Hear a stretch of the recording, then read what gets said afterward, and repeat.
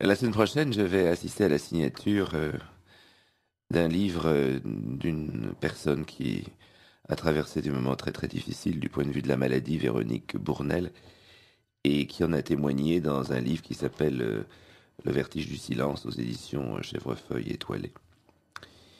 Et c'est donc le 22 septembre de 18h30 à 21h au 13 Place des Vosges, la galerie Araca, que Mylène Vignon et Martine Araca présenteront cette jeune femme qui n'est pas par vocation écrivain ni vraiment poète, mais qui en a témoigné dans un livre assez admirable où elle se met en scène d'ailleurs, où elle est mise en scène à travers des photos d'elle ou des photos de statues, etc.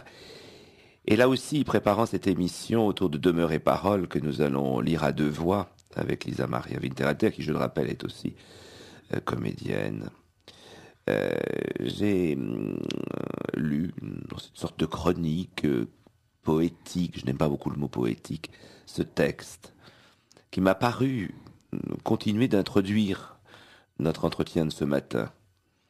Horloge fragile mais tenace, car si forte est l'envie qui m'habite, ne pas se laisser bercer par le renoncement, retrouver la confiance égarée, l'imaginaire oublié, ne pas négliger d'écouter la petite musique de son enfance, celle qui clame son innocence, réclame l'abondance.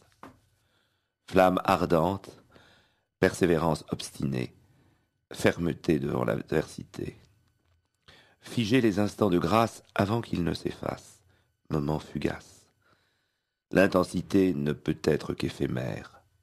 Vibrante, elle transporte ou démonte, mais ne laisse jamais à languir.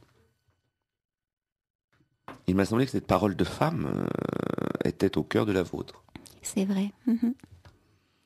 Et particulièrement, ne pas négliger d'écouter la petite musique de son enfance, celle qui clame son innocence, réclame l'abondance.